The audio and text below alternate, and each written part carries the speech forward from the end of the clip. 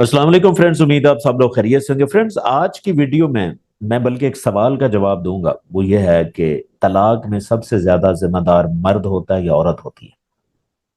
देखिए, इसके ऊपर ना मर्द जिम्मेदार होता है ना औरत जिम्मेदार होती है। इसमें कुछ फैक्टर ऐसे होते हैं जो किसी में भी हो सकते हैं, मर्द में भी हो सकते हैं, औरत में भी हो सकते हैं, और उन फैक्टर्स की वजह से, बल्कि वो नफसियाती फैक्टर मैं कहूंगा, उनकी वजह से तलाक के जो चांसेस हैं वो बढ़ जाते हैं।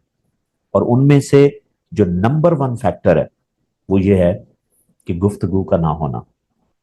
देखिए, अक्सर हम ये समझते हैं कि गुफ्तगू अगर नहीं हो रही तो खामोशी है, सुकून है। मैं आपको बताता चलूं कि हर खामोशी जो है जरूरी नहीं कि सुकून हो। कुछ ऐसी खामोशियां भी होती हैं जो शोर करती हैं, और रिलेशनशिप के अंदर खामोशी जो है वो एक शोर होता है। अगर एक पार्टनर बात नहीं ना कर रहा तो दूसरा पार्टनर उस खामोशी को कुछ भी समझ सकता है, और जब वो कुछ भी समझेगा ना तो उसका ओवर थिंकिंग वाला ब्रेन एक्टिव होगा, जिससे वो ओवर थिंक करेगा। और ओवर थिंकिंग हमेशा नेगेटिव थिंकिंग होती है, ये आप समझिए। उसकी वजह से वो तरह तरह के अपने अंदाज से मतलब निकालेगा, और फिर कुछ भी हो सकता है।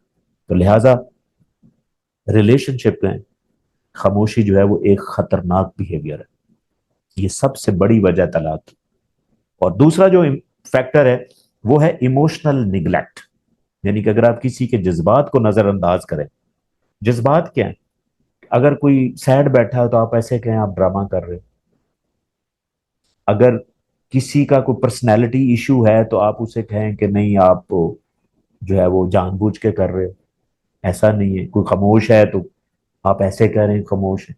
किसी के सर में दर्द हो रहा है तो आप उसको समझे ही ना। किसी तरह के भी इमोशन को अगर आप उसको निग्लेक्ट करते हैं ना, तो उसका दिमाग, आपके पार्टनर का दिमाग इसको थ्रेट समझता है। किसी भी तरह के निग्लेक्ट को। निग्लेक्ट ऐसे ही होता है जिस जैसे आप किसी को रिजेक्ट कर रहे हैं। दिमाग रिजेक्शन में और निग्लेक्ट में फर्क महसूस नहीं करता। तो वो आपका दिमाग जो है ना उसको थ्रेट समझता है, और जब भी थ्रेट समझेगा ना तो आपका इमोशनल ब्रेन एरिया एक्टिव होगा, जिससे आपको एंजाइटी फील होगी, फ्रस्ट्रेशन होगी। और उस फ्रस्ट्रेशन के अंदर जब आप रहना शुरू करते हैं तो वो ठीक तरह नहीं रहते। आर्गुमेंट्स होंगे, लड़ाई होगी, अल्जाम लगेंगे, शक होगा, तो आप ब्रेकअप की तरफ जा रहे हैं। लिहाजा हर इंसान के इमोशन को समझो और रिस्पेक्ट करो। और इसी तरह जो तीसरा बड़ा फैक्टर है वो ये है कि मसाइल को हल ना करा। देखें, अच्छा रिश्ता ना होने का मतलब ये नहीं है कि आप लड़ते नहीं है, या आप देखें, लड़ाई मसला नहीं होता। उस फाइट का रीजन क्या है, उसका सोल्यूशन क्या है, ये हल होता है। अच्छे रिलेशनशिप की ये निशानी होती है। ये नहीं होती कि आप लड़ते नहीं, नहीं, आर्गुमेंट हो, लेकिन उसके आप सोल्यूशन की तरफ जाएं। क्योंकि रिलेशनशिप में अगर कोई अनरिजॉल्व इशू होगा ना, तो आपका जो ब्रेन है अनरिजॉल्व इशू को ब्रेन थ्रेट समझता है। जब एक चीज हल हो जाती है ना तो वो सुकून हो जाता है। अगर एक चीज हल नहीं हो रही, चाहे वो कितनी भी आसान है, ब्रेन उसको थ्रेट समझेगा। तो लिहाजा मैं हमेशा कपल्स को कहता हूं कि दिन के टाइम कुछ भी अगर हो जाए, कोई भी इशू होता है, उसको सॉल्व करने से पहले आपने सोना नहीं। क्योंकि आप सॉल्व नहीं करेंगे आपको नींद नहीं आएगी। ठीक है? और नींद नहीं आएगी तो अगला दिन आपका ऐसे ही गुजरेगा, सारा दिन फ्रस्ट्रेशन में गुजरेगा। अगर आप मुसलसल आपके साथ ये चल रहा है तो ये रिलेशनशिप के लिए खतरनाक खतरनाक चीज है। इसी तरह जो चौथा फैक्टर है ना, वो बहुत अहम फैक्टर है। वो फाइनेंशियल स्ट्रेस है।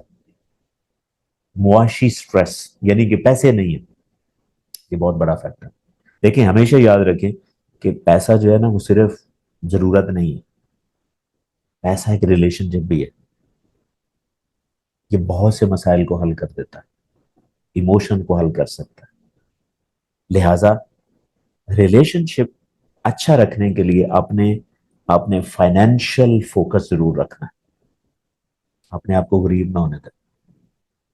इसी तरह पांचवा जो बहुत इंपॉर्टेंट फैक्टर है वो ये है कि अगर आपकी पर्सनैलिटी ही टॉक्सिक हो, दोनों में से एक ही पर्सनैलिटी टॉक्सिक है ना, तो सिलसिला खत्म है। अब वो मेल की भी हो सकती है, फीमेल की भी हो सकती है। टॉक्सिक पर्सनैलिटी में मैं अक्सर बात करता हूँ, टॉक्सिक पर्सनैलिटीज वो होती हैं जिनमें कुछ खूबियां होती हैं, खूबियां तो मैं नहीं कहूंगा, खामियां कहूंगा, लेकिन जाहिर है उसमें एहसास ना होना, मैनिपुलेशन होना, झूठ होना, किसी को कंट्रोल करना। अगर ऐसी पर्सनैलिटी के साथ आपका वास्ता पड़ गया ना, तो वो चलना मुश्किल हो जाएगा। तो लिहाजा आपने हमेशा जब भी आप रिलेशनशिप में जाएं, तो टॉक्सिक पर्सनैलिटीज को जरूर देखें। कहीं आप एक ऐसे रिश्ते के साथ तो मुंसलिक नहीं हो रहे जिसकी पर्सनैलिटी नॉर्मल नहीं।